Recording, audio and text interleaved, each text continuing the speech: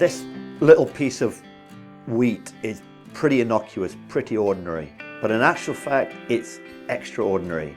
It's dynamite. A single shaft of wheat like this one, if it's left undamaged and allowed to freely reproduce and grow, within 8 years, it multiplies into a crop large enough to feed the entire world's population for a year. This little apple seed, it looks pretty ordinary, but it only takes a single apple seed to grow an apple tree, and an apple tree contains enough seed to plant an entire orchard. Multiplication is hardwired into nature. It's part of its DNA, and multiplication should be hardwired into the church. We should be seeing the natural increase in disciples and worship communities.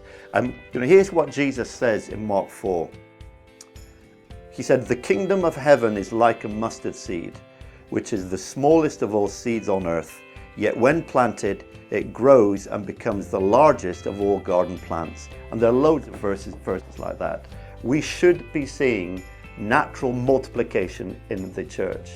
But the truth is, in general, we aren't seeing that. In fact, we are seeing decline, and we have done for decades. In our church, the Church of England, in less than 40 years, we have lost 500,000 regular attenders. In that time, the average age of the church has gone from 37 to 61. In that time, we have lost children and young adults, and men particularly, at an alarming rate. How are we going to see multiplication in the church? Say that the world's population of Christians was just wiped out, apart from 100 people in a worship community in Wigan.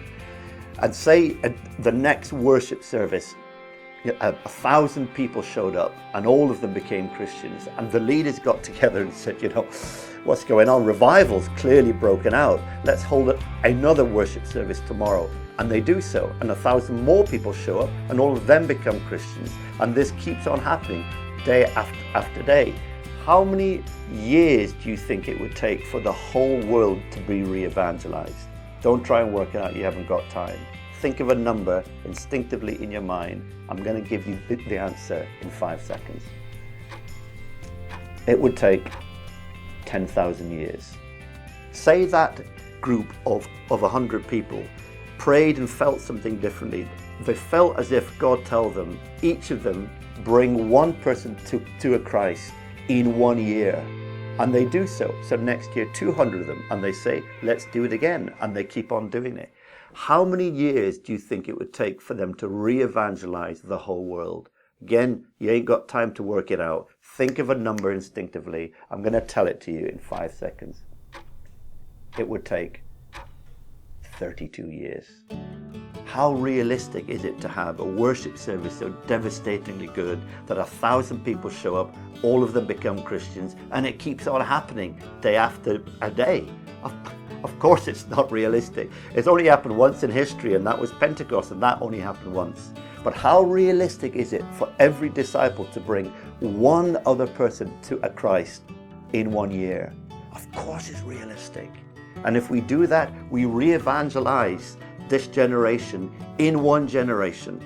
But it's going to take a change of priority and a change of mindset. It means rediscovering this belief that the gospel works.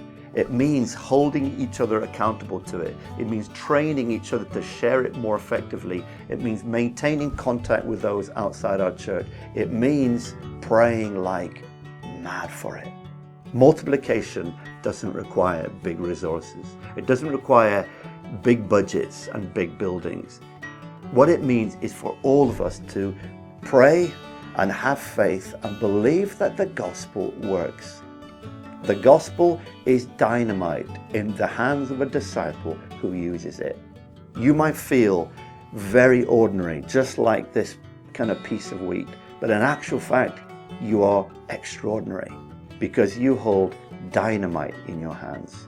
It's called the gospel, and it multiplies through you.